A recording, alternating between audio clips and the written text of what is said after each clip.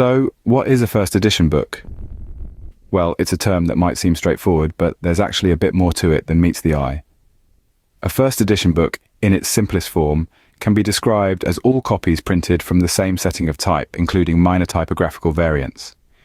This means that if the text doesn't change, all the books printed are considered part of the first edition. However, the term first edition is also used to refer to the initial print run, or the first commercial publication between covers. This doesn't necessarily mean it's the very first time the book has been printed, but rather it's the first time it's been published and made available for sale to the public. Publishers often send out free copies of new books to booksellers, librarians, journalists, celebrities, and other influencers before the book's official release. These copies aren't first editions, but are called advanced reading copies, or ARCs. They're not meant for sale. They're a sneak peek to build buzz and gather feedback. So, in essence, a first edition book could be the first of its kind, a pioneer stepping into the uncharted territories of readers' hearts. Intriguing, isn't it? But there's more to it.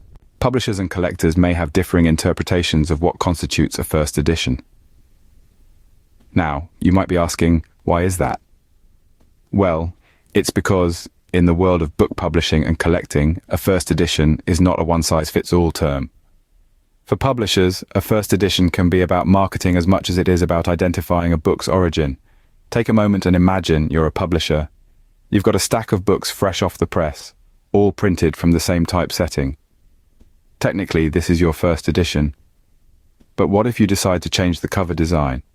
Or perhaps make a few minor tweaks to the typography for the next print run? Even though the content is the same, you might still call this a first edition too, if only to drive sales. On the other hand, for collectors, a first edition often means something entirely different. They're not interested in marketing ploys or minor typographical variants. Instead, they're looking for the first commercial publication between covers, the very first time a book was made available for sale to the general public. To them, that is the true first edition.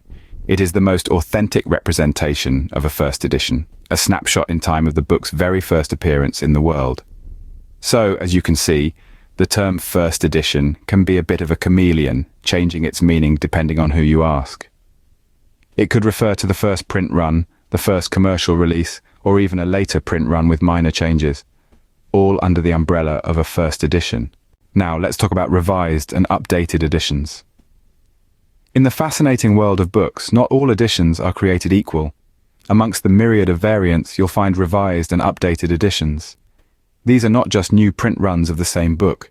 They are different beasts altogether, often signifying a change or enhancement in the content.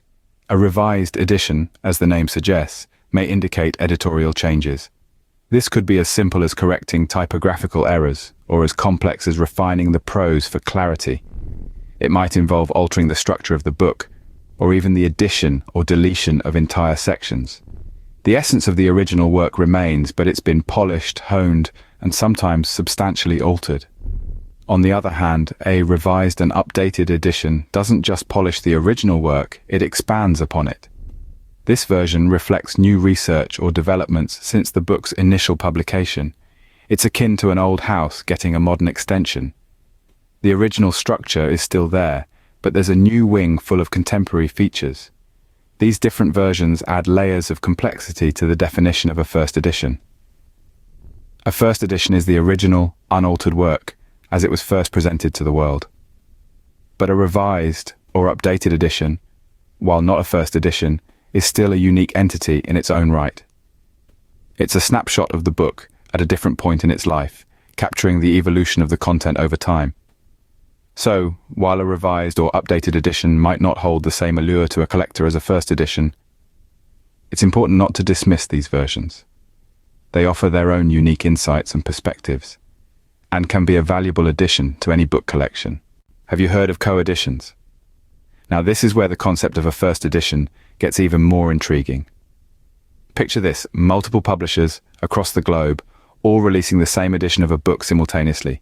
That's right, the same book, the same edition, but with different publishers in different countries. This is the world of co-editions. These are not reprints or translations, but the same edition, released at the same time, just in different locations.